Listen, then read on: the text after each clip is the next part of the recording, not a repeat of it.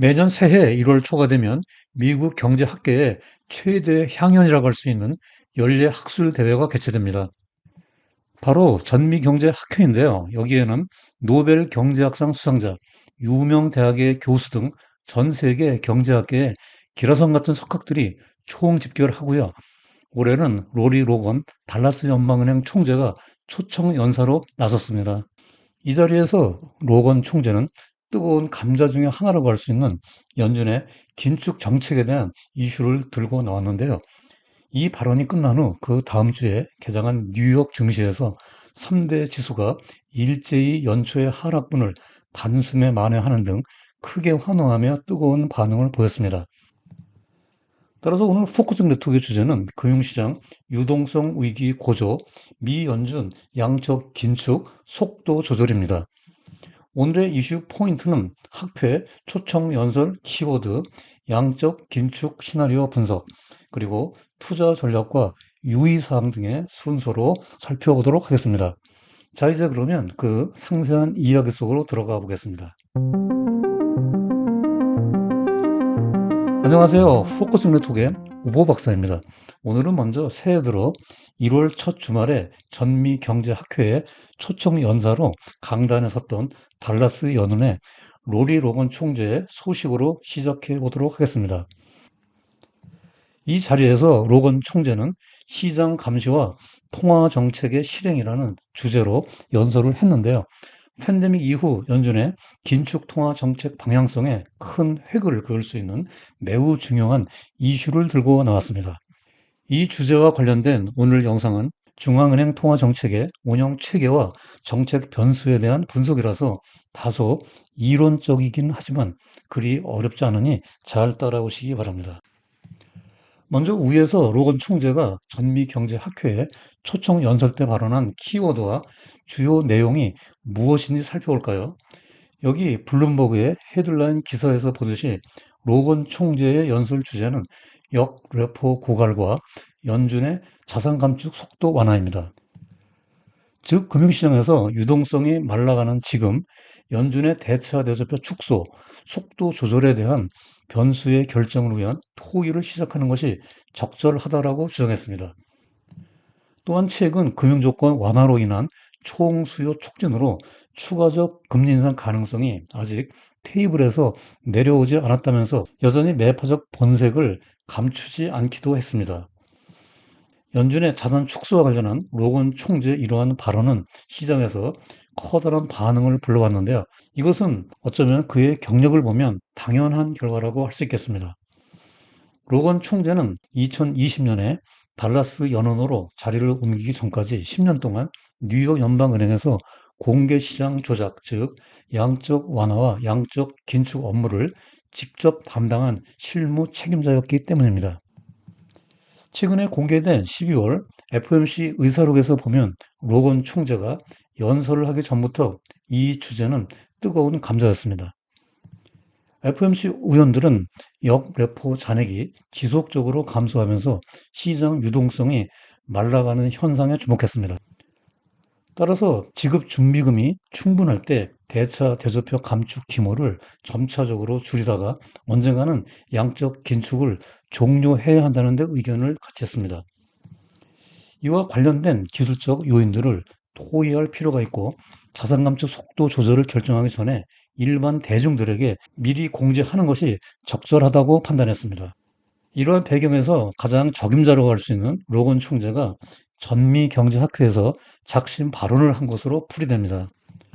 그러면 연준의 자산 축소와 관련된 중앙은행의 통화정책의 메커니즘을 살펴볼까요? 그러기 위해서는 연준 대차 대조표상에 자산과 부채의 주요 항목과 그 변동 요인에 대한 정확한 이해가 필요한데요. 여기 왼쪽 표는 연준이 매주 발표하는 대차 대조표의 차변, 즉 자산의 변동 요인입니다. 가장 큰 비중을 차지하고 있는 자산은 역시 국채이고요. 그 다음이 MBS, 즉 주택저당증권입니다. 금융기관이 주택을 담보로 발행한 장기저당 채권이죠. 여기 BTFP는 유동성 위기를 겪는 은행에 대한 긴급 대출 프로그램인데요. 작년 3월 실리콘밸리 은행 파산 때 신설된 항목입니다. 그 밑에 외국 통화와 금 보유량이 보이고요. 맨 밑줄에 2024년 1월 3일 현재 연준의 총 자산이 7조 7,314억 달러로 집계되어 있습니다. 오른쪽 그래프에서 연준의 총 자산은 피크 때 9조 달러에서 1조 3천억 달러 축소되어 2021년 3월 수준인 7조 7천억 달러까지 하락했습니다. 이것은 작년 6월부터 시행된 양적 긴축, 즉 QT 때문입니다.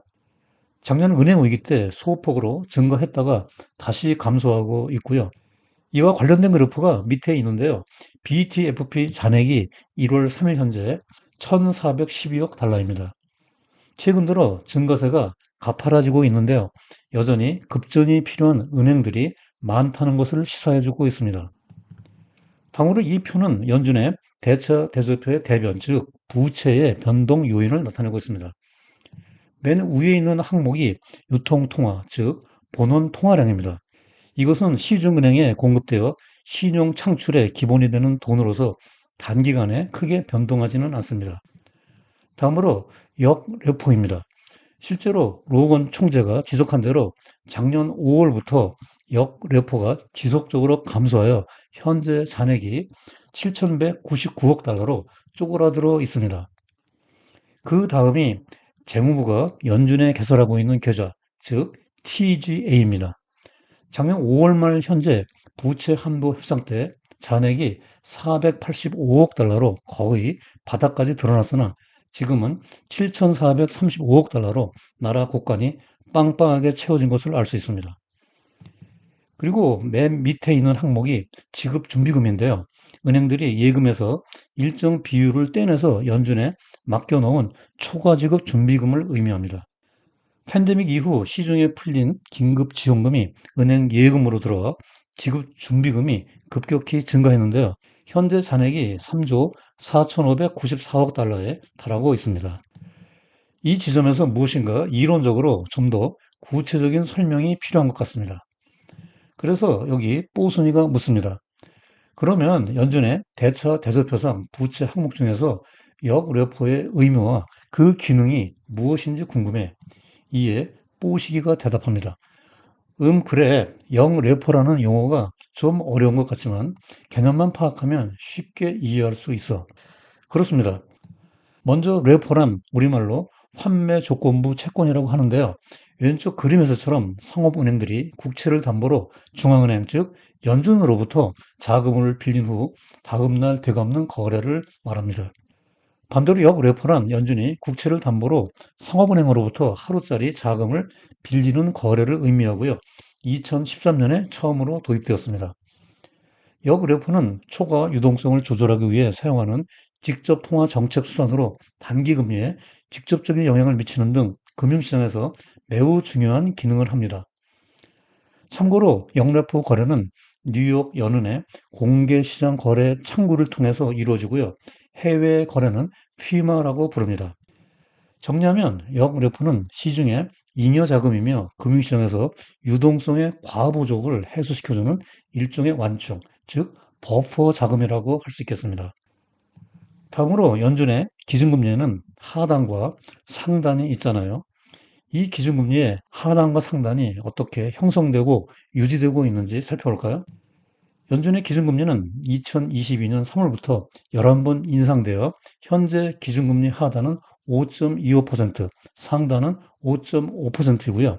작년 7월부터 동결되어 있습니다. 연준은 여기 밑에 초록색처럼 시중 잉여 자금인 하루짜리 역레포 금리를 기준금리보다 살짝 낮게 제시하여 적어도 은행 간 초단기 자금 거래가 이 금리 이상에서 거래되게 함으로써 기준금리의 하단을 막아줍니다. 반대로 연준은 여기 위에 청색선처럼 초과 지급 준비금 금리, 즉 IORB를 기준금리보다 살짝 높게 제시하여 은행들이 다른 은행에 돈을 빌려주는 것보다 지급 준비금으로 연준에 예치하게 함으로써 기준금리 상단을 막아주게 됩니다. 따라서 여기 중간에 빨간색의 유효 기준금리는 초록색의 영레포 금리와 청색의 지급준비금 금리 사이에 위치하게 됩니다. 현재 역레포 금리는 5.3%, 유효 기준금리는 5.33%, 그리고 지급준비금 금리는 5.4%에서 형성되어 있습니다. 여기서 연준이 대차 대조표를 축소하는 양적 긴축, 즉 QET의 구체적인 메커니즘을 시나리오 분석을 통해서 살펴보도록 하겠습니다. 숫자가 많이 나와 다소 복잡한 것 같지만 회계학에서 대차 대조표의 차변과 대변 금액이 언제나 일치해야 한다는 기본 개념만 이해하고 잘 따라오시기 바랍니다. 여기서 시나리오는 연준이 양적 긴축을 위해 자산 100억 달러를 축소하는 것으로 시작됩니다. 이때 연준의 대차 대조표의 차변 자산에서 국채 100억 달러가 줄어들게 됩니다. 재무부는 TGA 계좌에서 100억 달러를 인출하여 연준 앞으로 상환한 다음 국채 100억 달러를 신규로 발행하여 TGA 계좌를 확충합니다. 이때 재무부의 대차 대조표는 자산에서 TGA가 100억 달러 줄었다가 다시 같은 금액으로 채워지게 되므로 잔액의 변동은 없습니다. 대변의 국채 항목 잔액도 불변이고요. 한편 MMF는 연준의 역레포에서 80억 달러를 인출하여 재무부가 신규로 발행한 국채를 매입합니다. MMF의 대차 대조표는 차변 자산 항목에서 역레포가 80억 달러 감소하고 국채가 80억 달러 증가하게 됩니다. 잔액에는 변동이 없고요. 다음으로 은행은 연준에 맡겨둔 지급준비금이 20억 달러 감소하고 국채가 20억 달러 증가하게 됩니다. 이러한 일련의 당사자 간 거래는 연준 대차 대조표의 대변 부채 항목을 변화시키게 되는데요. 결과적으로 역레포가 80억 달러 감소하고 TG에는 불변, 그리고 지급준비금이 20억 달러 감소하게 됩니다. 정리하면 연준이 양적 긴축으로 100억 달러의 대차 대조표 자산을 축소하게 되면 고스란히 같은 금액의 시중 유동성을 빨아들이게 됩니다. 만일 MMF가 수익성이 높은 국채를 모두 매입하면 영레포는 더 많이 줄어들게 되어 시중의 잉여 유동성이 더 빠르게 고갈되어 단기 금융시장의 변동성이 확대되고 안정성이 위협받게 됩니다. 이것이 바로 로건 총재를 포함하여 FOMC 위원들이 우려하는 부분입니다. 다음으로 양적 긴축으로 인한 역레포 감소와 단기 금융시장의 역사적 발작 사례를 살펴보도록 하겠습니다. 연준은 여기 빨간색 선처럼 2015년 말부터 2018년 말까지 3년간 25bp씩 일정하게 9번 기준금리를 인상했는데요.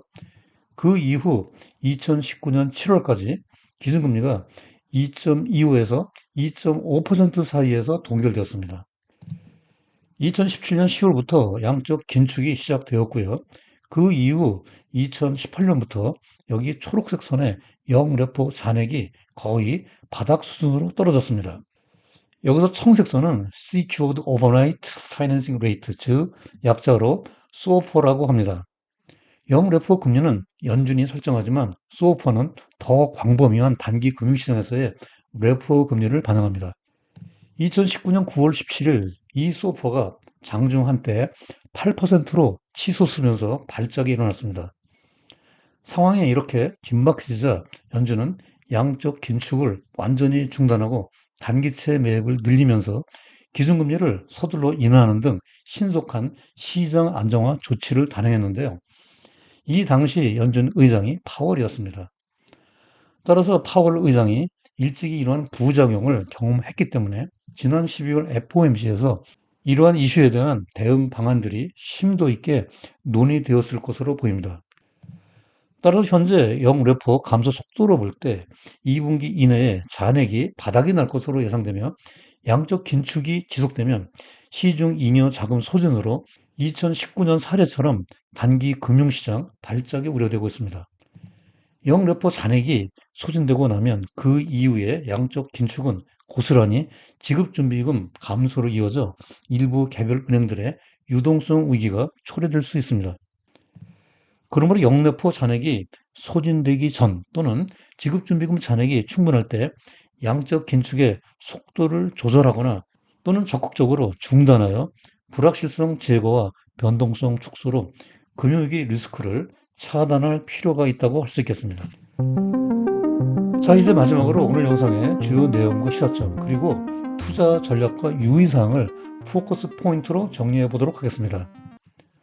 첫째로 전미경제학에서 로건 달라스 연방은행 총재가 QT의 속도 조절 필요성을 강조한 것은 시중의 잉여 자금 또는 버퍼 유동성인 영내포 잔액의 지속적인 감소로 인한 금융시장 불안정과 변동성 확대, 그리고 단기 금융시장 안정에 대한 위기감이 상존해 있기 때문이다. 둘째로 연준의 대차 대조표 시나리오 분석을 보면 양적 긴축은 시중 유동성을 빨아들여 유동성이 높은 자산에 대한 시장 참여자들의 접근성이 크게 제한되므로 양적 긴축으로 인한 영내포 잔액의 소진이 단기 금융시장 발작으로 이어졌던 역사적 사례에 주목해 볼 필요가 있다. 실제로 따라서 연준의 통화정책 방향에 대한 가이던스와 대차 대조표상 시장 유동성의 변화 항목 등을 상시로 모니터링하고 단기 금융시장의 불확실성과 변동성 확대에 대비한 포트폴리오의 재평가와 조정이 바람직한 투자 전략이라고 할 수 있겠습니다. 포커싱 네트워크는 블로그 우보의 경제나무에 방송 대본을 업로드해 드리고 있으니 텍스트와 복습용으로 많이 활용해 주시기 바랍니다. 오늘 영상이 도움되었다면 구독과 좋아요 잊지 마시고요. 다음에도 여러분들의 글로벌 금융 지식을 넓히고 투자 생활에 힘과 도움이 되는 더욱 유익한 영상으로 또다시 찾아뵙겠습니다. 오늘도 끝까지 시청해 주셔서 대단히 감사합니다.